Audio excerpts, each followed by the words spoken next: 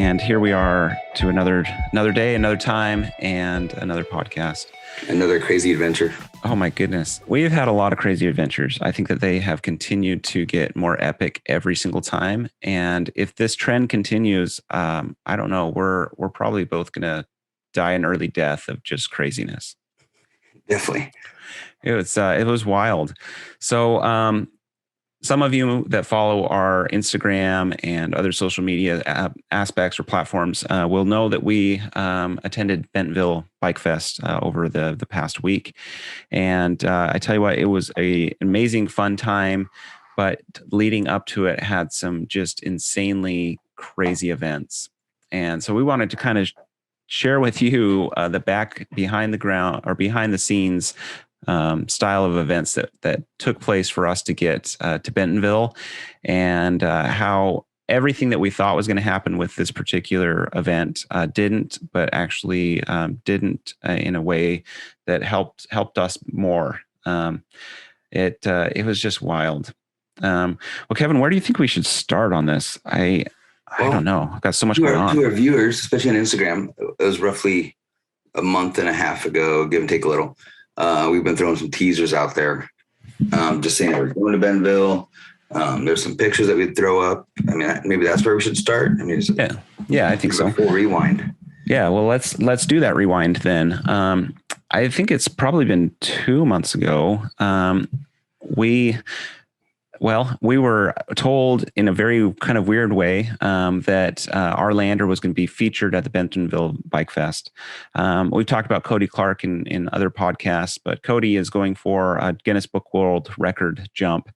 And all of a sudden, 2 months ago, we were on Instagram, I believe, and we both got a message from our friends saying, we didn't know you're going to Bentonville. And Keven and I both, called each other very quickly and said, we didn't even know we were going to Bentonville. Anyway, this post just basically said that our Lander was going to be used in combination with Red Bull and some other large names to be featured at the Bentonville Bike Fest. And that was kind of the beginning of us making the decision to go out and join in that event. Yeah, it's our Lander that we sold. So officially it's their Lander, but it was the one that we built for them. Absolutely. And I'm going to probably throughout this whole podcast call it our Lander because I take such love and appreciation for them, but it definitely is their Lander. It's just, our branding and our manufacturing and our back behind the scenes, but it's absolutely 100% their Lander. And it's massive. It's the Jimbo. It is. It's enormous. And we were That's pretty Jimbo. Yeah. Oh man. We were just so excited to see that particular Lander there at the event. And so we've been prepping for that for a while. In fact, there's probably a little background that maybe we should say about this too is we've been, especially with this Lander, we had an issue with making sure 100% guaranteeing that it would be there on time. And that led to a lot of stress. At one point, we were going to try and airship it, and we had that all arranged. And then we discovered that it already had been placed on the boat and couldn't be removed. And so then we were even more stressed out that this Lander wouldn't make it to the event on time. We were tracking it almost daily. Of like, where's it at? Where's it at? Right. And then it finally made it to the port, and the California ports are backed up big time right now. Mm-hmm. But man, did it not move. It just sat in that port. It was unloaded, just did not move. Right. It's just, yeah. And that was, to me, the hardest part because you knew that it was close enough that if you needed to go get it, you probably could go get it, but also not close enough to even make it feasible to have that really happen. Yeah, definitely. Good news is it actually, it made it on time and it made it in a, really when it could totally be used at the event. But those events didn't happen. This particular Lander did not ever make it to the Bentonville Bike Fest. We had heard from our partner company that they were having some issues getting the Lander to be featured at the event, and that it wouldn't make it. And all of that information was given to us on Tuesday, the Tuesday before the event was occurring. And we had already planned everything to get us there. And we were leaving Thursday. We were. So Kevin, let's kind of talk through that Tuesday night conversation that led into Wednesday, that led into just pure amazing awesomeness and pure crazy chaos. Why don't you kind of just talk us through that side? Yeah. So first, Bentonville Bike Fest, it was awesome. I highly recommend everybody going next year. Definitely go. But Tuesday comes around. We found out that our airbag is not going to be there. Well, even a little before that, we found out our airbag wasn't going to be jumped on. They weren't going to have a ramp for it, but they were still going to have it for display. And it's the Jimbo, so it's a big display, a huge billboard. And then for multiple reasons, from insurance and above, the Lander was not going to be there at all. So you and I even had that conversation. Do we go at this point? I hate to say that, Bentonville Bike Fest, sorry, but we did have that conversation. Oh, for sure. This was a business trip. It was fun, but we want other people to see the love of the Landers. And so it was a business trip for us. We want to make sure that it was valuable for our time. Definitely. So you and I were just talking, and it was Tuesday night when all this was going down, and we're like, should we cancel? Well, let's see if we can get a banner up, because we have a banner made. So can we get a banner up? So we waited till the morning, and I made a phone call to Jessie, and she is awesome. Later, we'll call her Girl Jessie. Yes. We also met a guy, Jessie. But Girl Jessie, she was awesome. She pretty much ran the event, got everything organized. She did very, very well for everything. I give her a call, and I just said, hey, we're Loam Lander. Our airbag's not going to be there. We understand. But what would it cost to get a banner up? And before she would even tell me any kind of price to put a banner up, she goes, do you know any pros? Do you know any people that are moving up or trying to get bigger? Or do you know anybody? I was like, well, how much does it cost for a banner? Do you know anybody? Like, that's kind of, there is no conversation about how much it costs for a banner. So I said, yes, let me reach out to a few people. And so I did. One, there was like a lot of exciting things going on. Dylan Stark, who's right next to Keller, behind my head there, messaged him. We became acquaintances over the last few years. So he was an easy one to message. And then you brought up the idea with Jake, because they were looking for an up and come Grom, and she loved the idea of a kid.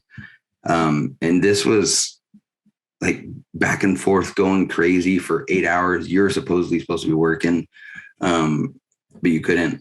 And there's just like a lot of excitement going around in a full circle. And then to be able to get back to Jessie and say, this is what I got for you. What can you do for us? And she came through, we came through. So we got Backyard Shredder, who's flying behind your head. Dylan Stark, who rides for YT. He came out. And then obviously look at the Loam Lander crowd. From there, I'll let you jump in about getting our boys coming too. Yeah, for sure. Well, I was trying to work during that Wednesday morning, and it was really hard because every other text message or call was, hey, look, this is happening. We've got this person lined up, and like, it was fast rolling. So after the announcement of Jake going, well, Keven, you and I had talked about earlier, taking our boys. Very in the beginning, yeah. The very beginning. And at that point, it was like, well, we're trying to do this as inexpensively as we can. And that's just another, piece of the pie. And we also, we were there for a business trip. And it's hard to manage your kids when you're trying to meet the right people and talk to people about products that you have. Well, long story short, Jake's coming, and so now we have this reason to see if our boys can make it, see if that can even happen. And I'll admit, Tatum had a little mom guilt going on, like a lot of mom guilt going on, and she's like, "Well, we got to figure out a way to get crews going." It's like, okay, well, started looking at prices of tickets, and it was like extra $1,000 for his ticket, and I was a straight up, nope, I love you, but not that much. So, and then we started looking at using some of our points for our airline miles, and actually, was okay. It kind of worked out. And so, long story, longer or shorter, we got it to work out where both Cruz and Keller were able to come, and it was a good decision. It was a good decision to help Jake, especially as he was riding. In this new pro class, and also to help those boys just have a lot of fun together. So it did definitely work out. I don't know how much we'll be able to get to in this podcast as far as the adventure that it was, especially when you get into luggage and lost bikes and all kinds of weird stuff. But it really was the right decision. And those boys all had a just incredible time. Yeah, it was the best thing we ever did was bring the boys. And like you mentioned in the beginning, we wanted to, but because of cost, and then also you're trying to have a meeting with somebody and talk to somebody, and no matter what, the kids always jump in. It's just the way it is. And I'm okay with it because I was a kid and I did the same thing. It was all this happened too, like at the 23rd hour, right? I mean, it was like, I don't know, for getting our boys the plane tickets, we got pretty much the last tickets on the flight. Dylan Stark, he booked his ticket like at 6 p.m.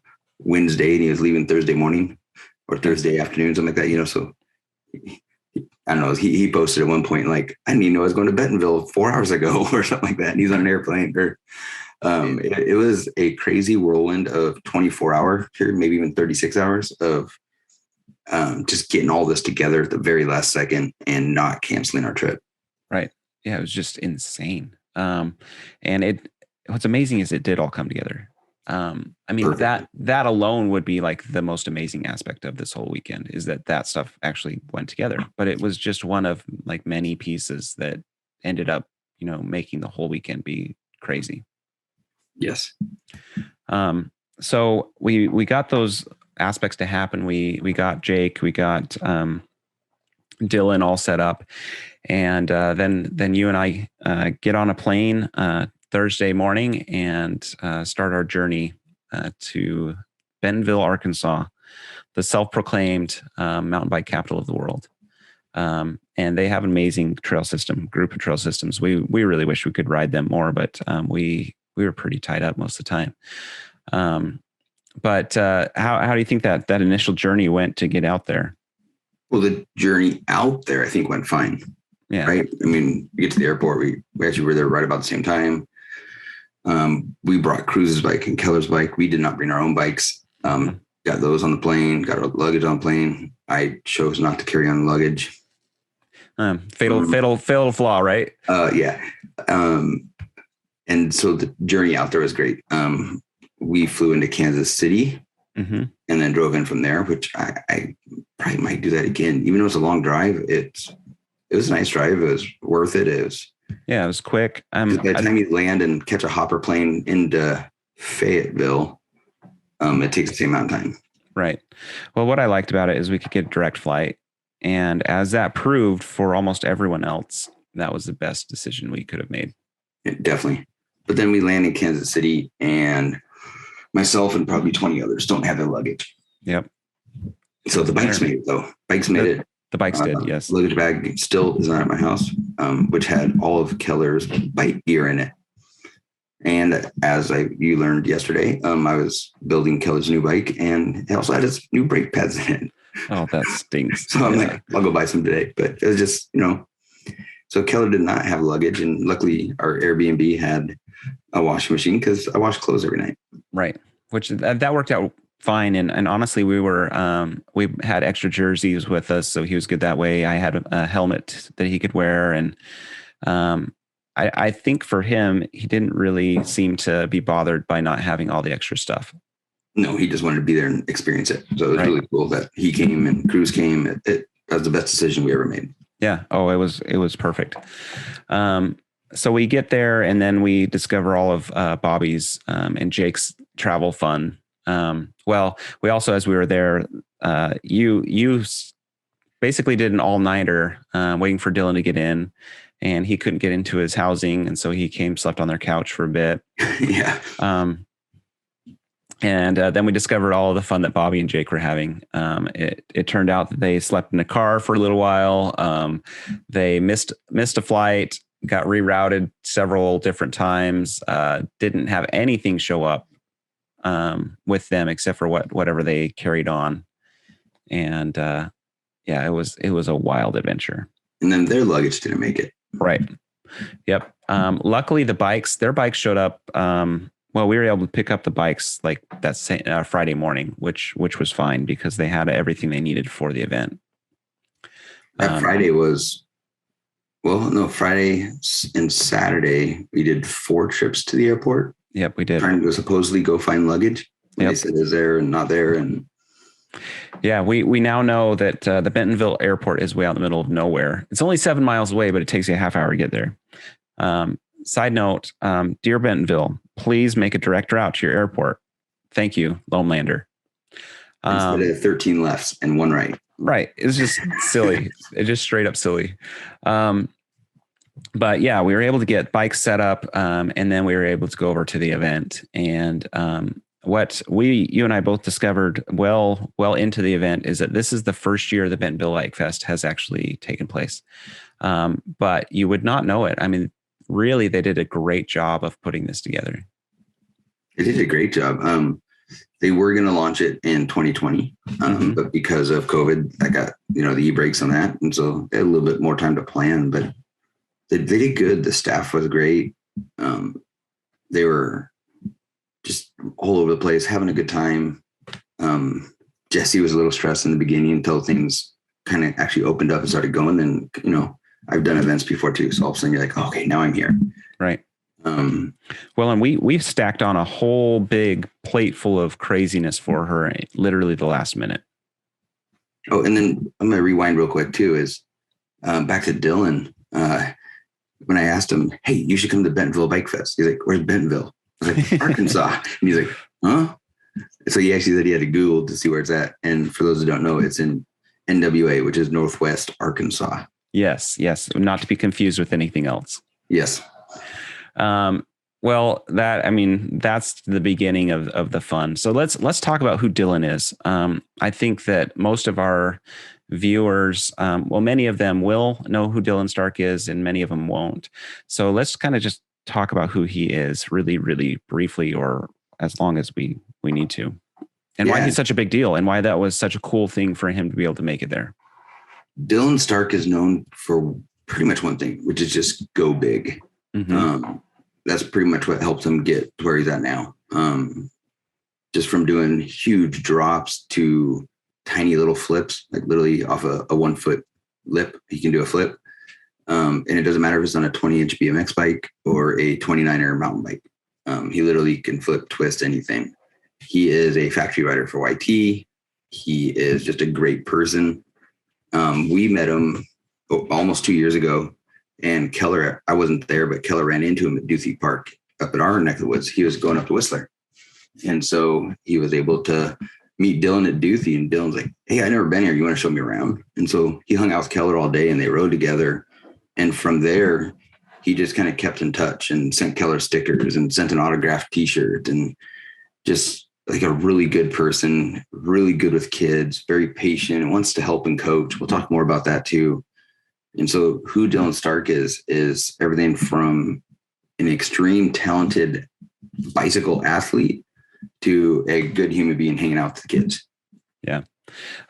So a YT factory rider means that he's the premium of the premium. When you're a factory rider, that means that the factory is the sponsor, and that is the top tier.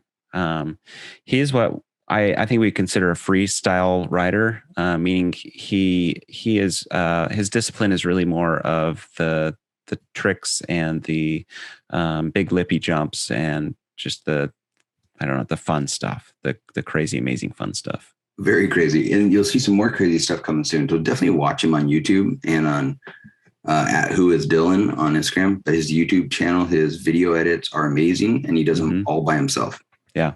Well, and he has a new video that's going to be coming out very, very soon of his property where he's been digging trails. And it's a work of art. It was really, really cool. Yes. So he was a really big deal. In fact, what's amazing about, once again, all the pieces and how they went together is the event already had some very large, well-known riders coming to headline the event, as far as being, kind of that big piece to help others in the community really see what mountain biking can be. And luckily, one of Dylan's friends, was one of those headliners, and they were able to have a conversation to say, hey, this is legit. It's worth coming to. And I think that had that conversation not happened, that maybe he wouldn't have come. But I'm sure that he's glad he did, and we're especially glad that he did. Definitely. And that was Mike Hucker. And when I was talking to him, he's like, well, who else is going to be there? And I mentioned him. He's like, okay, let me think about it. And calls me like 10 minutes later. Hey, I called Mike Hucker and he said it's legit, so that's awesome. But like, for everybody that came, all the pros that came, I just want to say thank you, because every single one of you, Carson Storch, Mike Hucker, I'm going blank what the other guy's name is. We had Cody Clark. We had Cody Clark. We talked to him. Yeah. I can't think of it right now. In a second. Right. They were all extremely patient. They all helped the kids. They all just went there to have fun. They fed off each other, but they're just great human beings around kids. And that's what means the most to us. And that's what Loam Lander is about, is our families. For sure. Barry, what's Barry's last name? Oh, there you go. Thank you. And Noble. Barry Noble, who is a very big deal. Especially in the BMX world. So, Barry, I know that you're going to be listening to this because we are a big deal as well. We apologize for taking so long to remember your name, but what I found to be very interesting is we have relationships with many of those riders in different ways, but every single one of them we got to know better as we were there. I talked about Dylan. Yeah, I talked about Dylan a little bit. So how about you talk about Jake Stiegel? So we have talked about Jake many times on our podcast. Jake is a great friend of ours, but also an incredibly talented rider. Jake's 11 years old, and he's got a lot of talent, a lot of raw talent for 11-year-old. I have followed him down many trails, and he's left me in the dust every single time on a little 24-inch tired bike or wheeled bike. And what he can do on a bicycle is just pretty astounding.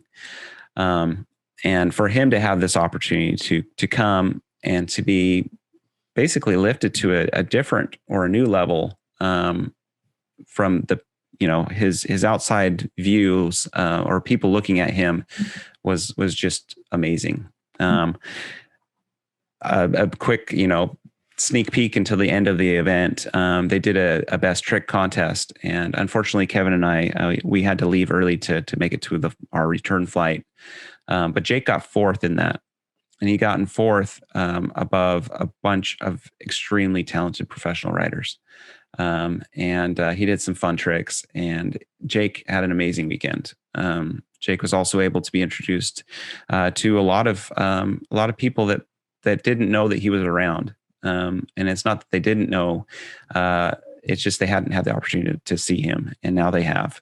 And it will be interesting to see where his little career continues to go, especially from that standpoint. And then Jake and his dad Bobby obviously comes from Bobby and Amy. He's very humble. Mm-hmm. He doesn't go out there and says he's the best rider. He just goes out there and has fun. He is a truly 11-year-old kid. Right. He just wants to go have fun. Yep. And that is it. And Bobby has that same kind of personality. And if you follow them at all, you get Bobby's funny cackle at the end of everything. He makes some of my videos the best just because of laughing at them. Right. But they're just an awesome family. They're humble, and which makes you want to support a rider like that even more. Yeah.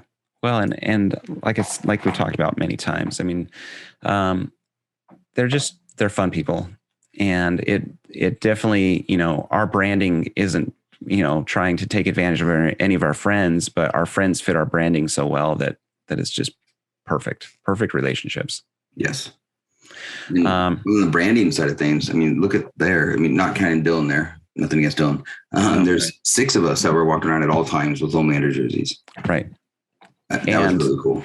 Right. And Dylan was willing to wear our jersey for a couple of the shows that he was in, which was so awesome.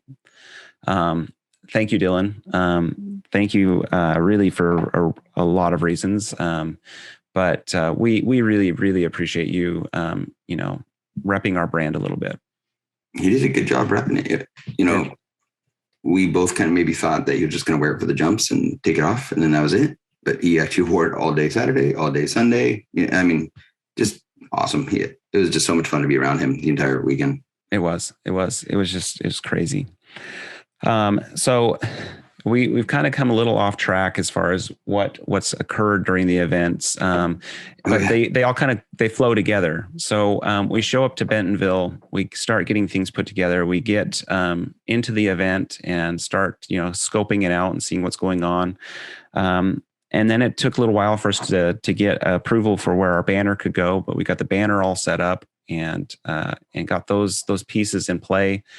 And unfortunately, still that lander didn't ever come. But that was okay.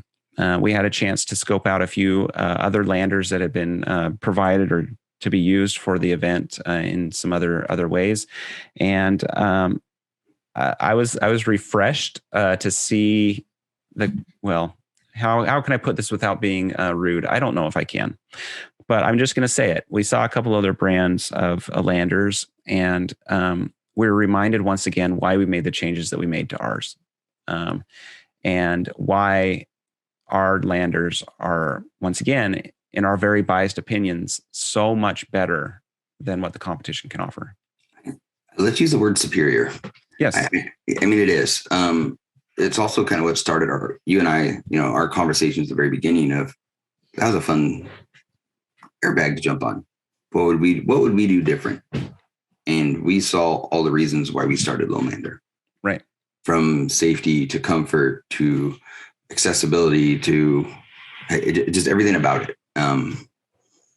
And that's not just on our Jimbo. That's from our smallest sessions bag and up. We expanded the safety, which increases the fun part of the bag, right? The safer it is doesn't mean it's boring. I mean, you even see that on our webpage, but it's just a way to jump and land and leave safely. Or if you do wreck, you have more room to crash and bounce on the airbag. Right.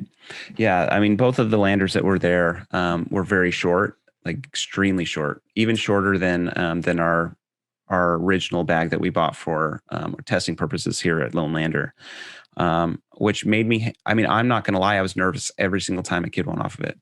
I didn't watch. And luckily there was no major, injuries. Everyone seemed to have a good airbag experience, which is good. I mean, it's good for our small little niche industry because we want people to have good experiences. We also want them to try our airbag and notice the difference, that it is superior to what they have ridden on in the past. So why is ours superior? I know we're talking about Bentonville, but maybe we should do a quick little recap on our airbag, right? I mean, because go for it. One airbag, I'll talk about one and you talk about the other. Okay. Which one was it? It would have been the first airbag. The transition on it was so steep, like it was straight vertical to like a squared out landing. Like there was no transition on it. It was just vertical and flat, and the flat part was only a couple feet long, so there wasn't much there, which doesn't give you time to land and smooth out safely. It was literally just straight down, and then and then short. Height wise, it was fine. Width wise, it works for where it was. Right. We do prefer wider bags, especially for those ones that are trying 360s. Yep. It gives you a little more squirrely room to mess up or land crooked. So that's one of the airbags. You talk about the other one, I guess. So the other one from a very big company, it was also quite short. The transition was much better on it. Yes. But the edge drop off at the very bottom of it was enormous. I didn't get a tape measure out, and I should have, but I would have probably looked really awkward out there with a tape measure. But I think it was at least 2 feet. It was huge. It was really, really big. And if you've ever ridden an airbag and you've ever wiped out on an airbag, the worst part is that slide off the end of the bag and then have the drop to the ground. And that's why our taper was so important, was to make sure that was a more seamless transition between the airbag to the ground. Because once you land, right? I mean, you do your first no-hander and you're trying to land.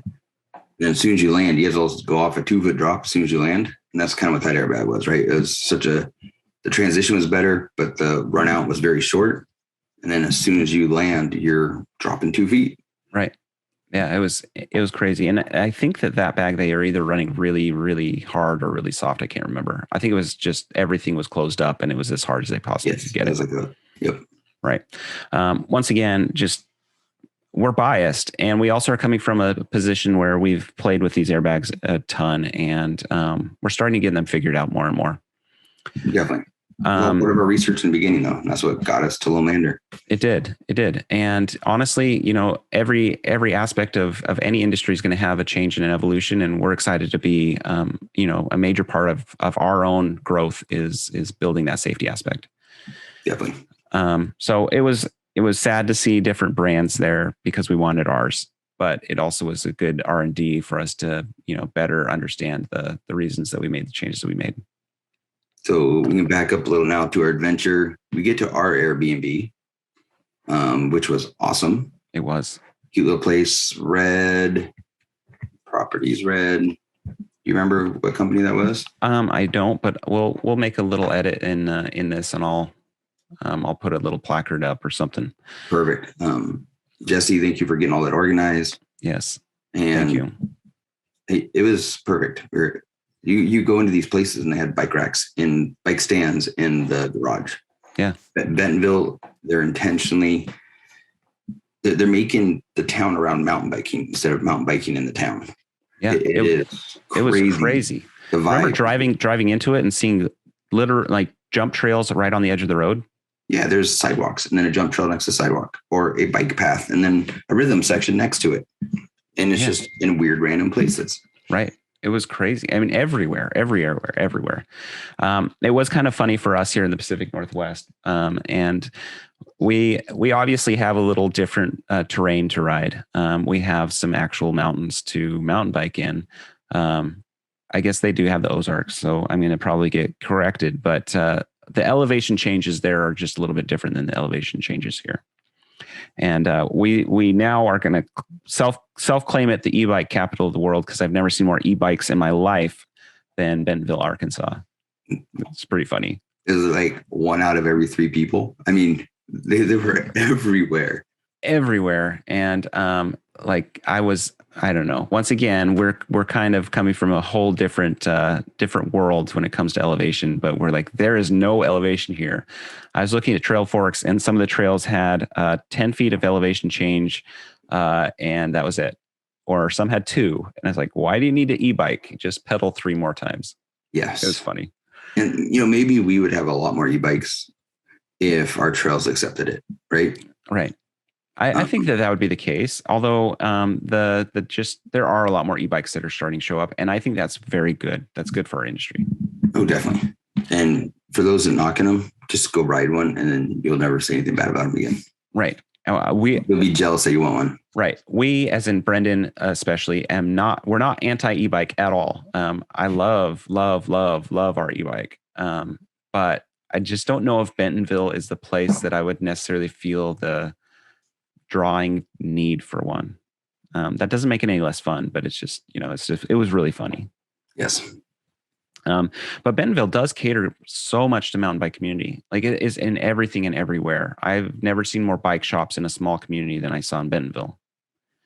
Yeah. It's like Starbucks here, right? It's like on every corner, there was another bike shop. Right. There seem to be as many bike shops as there were Walmarts. And I was going to bring that up. I lost count at probably, I don't know, there had to be at least 75. And that's Walmart gas station, Walmart corporate, Walmart, Super Walmart, grocery Walmart, Walmart this, Walmart that. It was everywhere. There were Walmart museum. Yeah. The home of Walmart. Yeah. It was crazy. But, of all the things that sometimes we give Walmart a bad time for, the amount of investment that they're putting into their community from a mountain bike standpoint is to be just applauded and thanked, because the foundation is amazing. They are putting a lot of resources to help their community be, just a place that people want to come to. And what I always love to see is the number of families that are out doing that. And that was consistent all day. Everywhere you went, there was families riding their bikes. Yes. Little kids, big kids, dads, moms, new bikes, old bikes, e-bikes, whatever you can think of. There are bikes everywhere, and part of that I think is related to this festival, but I think a lot of it also is just people coming for vacation and for their own fun. Yeah, every single storefront or restaurant, brewery, you name it, there were bike racks everywhere. Yeah. So you can go there and park your bike, lock your bike up, whatever, and it was 100% catered to bikes the entire time.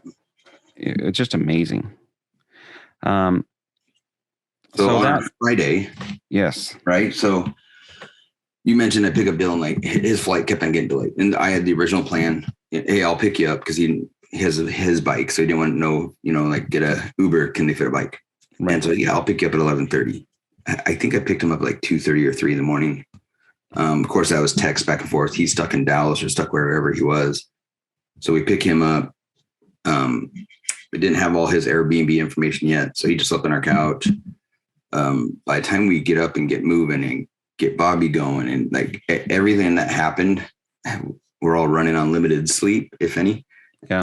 I chose to go to bed as early as I possibly could. So I was the one brain cell that was still, somewhat not overtired. Yeah. But Friday was also the hottest day. So, right. So we get going. We got out there probably, I think like noon. Yeah, right around noon. I think this started at noon. So we might have been there a touch early. It was the hottest day. What was the heat index? 111, 113? Something. It was roasting. And Northwest, and I'm white. Like all I do is burn. That's way too late for me. And it's also to be understood that when we have humidity here in the Pacific Northwest, which we do, it comes as rain. It doesn't just sit in the air and you don't just soak in your own sweat. Yes. Yeah. So Friday we spent some time with Hellion Bikes, and Hellion Bikes is the brand that purchased our Jimbo bag, or now their Jimbo bag. So we spent some time hanging out with them, getting to know their products and their designs better. They make a dirt jumper bike, and it looks really, really cool. You and I personally didn't have any chance to really play on any, and probably we should have. We should have snagged one and just ridden around at least the event center. But to be honest, I didn't even think about it. It didn't even cross my mind. But we were able to spend some time with them and get to know them more deeply and kind of understand who they are as a company, and meet some of their local pro riders, and kind of just experience some of that standpoint there. And of course, we were able to talk to a lot of the other vendors that were there. They had a really solid vendor group. They had a lot of well-known bike brands, a lot of well-known other support that is just really, really cool to see. I think the coolest thing for a lot of us was the intensity of the Red Bull sponsorship. This was a real, true Red Bull style of a sponsored event. It wasn't just some random person with a sign that says Red Bull on it. It was a full-on Red Bull sponsored event. Yeah, they came in heavy with from branding, advertising to amazing riders. They brought some Red Bull riders. And I believe this week they're actually having a Red Bull rider conference in Bentonville after the Bentonville Bike Fest. So some local people are there. That makes sense why some of the other riders that we have small relationships with ended up going out there too. Definitely. And then Michael with Hellion, that dirt jumper that he has is a piece of art. It's a USA made chromoly frame. If I need a dirt jumper, that's where I'd go. That raw one is just beautiful because you get to see every weld. So Michael, shout out to you. Great job on that bike. Yeah. Yeah. It's awesome. And we're sad that we didn't take that chance to kind of play around on a few of your bikes. Same with you. It didn't cross my mind. We were kind of squirreling all over the place, right? From here to there, and watching our kids and watching people jump, watching Jake jump, and just truly hanging out, enjoying talking to new people, meeting new people. Right. Yeah. And to be frank, I felt the same way that I did at our own launch party, where I was just excited to be there, and biking wasn't my primary job. My primary job was in so many different places. Yes. Agreed. So that was our Friday. Friday night, we went to a really, really fun pump track called the Rail Yard. The best pump track. It was insane. If every community could have one of those, they would be extremely happy. I mean, it was so fun. Yeah. Right. It was Velo Solutions pump track. And if you're not familiar with them, they're a paved pump track. And this one had jumps, and it had a rail car that you could ride through. It had, whale tails and just a ton of stuff going on. And it was super cool. And our kids loved it. Loved it. We didn't leave until 11:30 at night. Velo Solutions, as everybody know, for those who know, it's normally a pump track. This is like a pump track with features. Right. Like you said, you jump into the rail car and there's rollers through the rail car. Then you jump out, then you go into a jump, and then you're back into the Velo Solutions, flow that you're normally used to. Then you come around to another gap or something. It's crazy. And they had at least 1, 2, 3, 4, 5 different lines from beginner to expert. Mm-hmm. And you could take those in different ways. I mean, even the very basic beginner trail was super fun. And I never took it at the right speed. I never could commit myself to the speed that it actually wanted to be taken to, which is amazing. It was just so cool. So that brought us to Saturday. Saturday was another full day of just experiencing the bike festival and jumping and just playing, and our kids had just a great time Saturday. I can't think of a whole lot more that happened Saturday that was really that unique compared to Friday. Was it Saturday or Sunday that Bobby got his luggage? Bobby got his luggage on Saturday late. No. Yes. I can't remember. I think it was Saturday. We went to the airport twice on Saturday. Right. Morning strikeout. My luggage was not there, even though it's supposed to be. His luggage is still not there. So we did go back late. Okay, you're right. So it'd be Saturday night or whatever. Yep. Yeah. And so his came actually quite late that afternoon. So we were able to get that. And then we did the pump track again Saturday night. That was the popular vote. We could have ridden some trails and gone out and played a little bit more. I think you and I were both probably heat exhausted and wasted tired. Same with Bobby. The boys could have ridden all day long, regardless of what was going on. Saturday hit me hard. I don't know what it was, but the weather hit me harder than it did on Friday. Right. It was hot. And I mean, I thought I'd done a pretty good job of trying to stay hydrated. But it's still, it's hard to keep up constantly with that. Yeah. So that, then Sunday comes. Sunday was actually, of all 3 of the days, kind of the most chill. It wasn't relaxed, but it was the most chill day. And you and I took off, left Bentonville around 3:00, Saturday or Sunday afternoon, headed back to Kansas City. They were supposed to have another jump jam that Jake did. He did once on Friday, twice on Saturday, and all the other bros, right? Right. They were supposed to have 1 or 2 on Sunday, but the wind was picking up, which they were bummed, but I actually enjoyed the breeze. So they ended up doing the best trick contest on the airbag that was there. So unfortunately we missed it, but it sounds like it was so much fun. Yeah. I'm sure that was the one piece that we would have enjoyed the very most.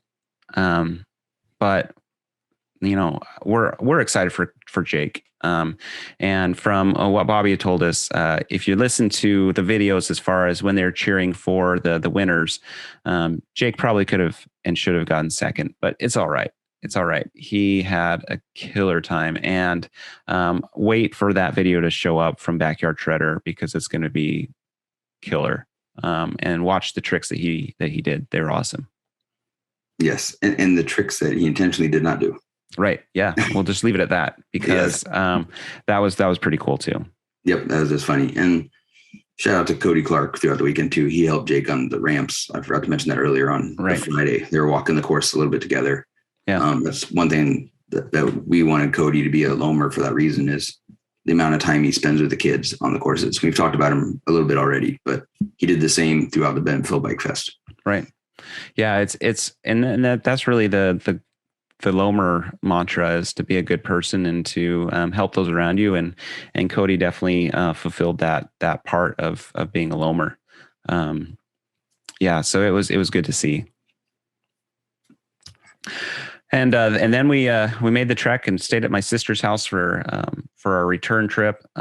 Somehow someone had locked the bathroom door. Not one of us. I think one of her kids did before we went to bed. And so that was kind of funny to one of five kids, right? Right. One of 5 kids. Yes. They have a lively, but not lively household. So it's really quiet for 5 kids. Right. My nieces and nephews are brilliantly smart kids, but they're also very, very shy, very quiet. And it takes a lot to get those kids to start talking. And but we had a good time. It was fun to see their little farm and to talk to my brother-in-law about his new farm experience when it is truly a brand new experience for him. He's super funny, and it's fun to kind of see what he does with his new farm. Yeah, great family. Shout out to them. Thank you for letting us crash your basement. Yeah. It was fun just to sit on the back porch with you when the storm started coming in. All the fireflies that came out of nowhere. Like, we were looking for them throughout the entire weekend in Arkansas, and we only see like 1 or 2. We saw thousands. Yeah. Whatever. I don't even know what the number was. Right. Right. It was everywhere. It was cool. I like it sounds crazy, but like a highlight of the weekend is finally just to be able to sit down and go, ugh, right. And we just hung out, and the storm really never came, but it was good. Yeah. Same for me. I mean, it was just nice to have that moment of just sitting down and not having to think about anything for a little while. Well, the storm never came for us. It didn't. Flying out of Bentonville, Fayetteville. Ooh. Yep. They all got it. So Jake and Bobby's Bentonville trip took another couple days longer than they expected. 32 hours? Something like that. I don't know what a wild he could have drove home. He could have driven home faster. And even pulled over and slept for a few hours during his drive home and still gotten home faster. Yeah. But they had a great time. And from what we have heard, they thought that was extremely well worth their time, and they're glad that they made it happen. Definitely. So that is our Loam Lander experience in Bentonville. And those are just so small snippets of what had really occurred and what we went through. And while we were disappointed that our not our lander, but our customer's lander couldn't be there, for it not being there, we had probably a better experience than we would have had it actually gone to plan like it was supposed to. It worked perfectly, as much as we still wanted it. There's the billboard and all that stuff. The best thing that ever could happen, you and I talked about it throughout the entire weekend, was that it's not there. Right. Which is ironic, right? It opened conversations. It opened up doors. It opened so many aspects of the future with Bentonville Bike Fest. Right. I think that we have a lot of these situations where we have had experiences that are not normal. But I think we'll look back at this one and say this was a turning point. Well, I think we can say at some point that this was a turning point if we use these different tools that we've been given to make the decisions that you and I are both working on. But it's a pretty critical point in Loam Lander. And I don't know exactly the extent of what that point is, but I think we'll both look back and say, wow, this was a pretty vital part of us taking Loam Lander to this next stage. Definitely. And then moving into our next podcast, we'll actually talk about the event itself, like Jake flying through the air. Yes. But for now, it looks like our podcast is coming to an end. It is. Honestly, we could spend 4 or 5 hours talking about this. And I think we're going to do a part 2 of this particular one on our next podcast. Thanks, Bentonville Bike Fest. We're going to talk about you more, but we had a great time, and it was an insanely amazing event and experience. Any words of wisdom before we tie this one off and move on? Bobby and Jake, thank you for very last minute buying tickets to Bentonville. Same with Dylan. I appreciate the very last second making this come out. And then to Jesse and everybody at the Bentonville Bike Fest, great job. Look forward to seeing you soon. 100%. Yeah, you guys were amazing, and thank you. Thank you. Well, on that note, with that, Loam Lander, we're out. See you later. Yeah.